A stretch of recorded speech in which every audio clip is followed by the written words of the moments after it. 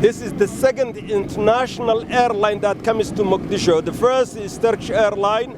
The second African airline is Air Uganda. The others are local airlines.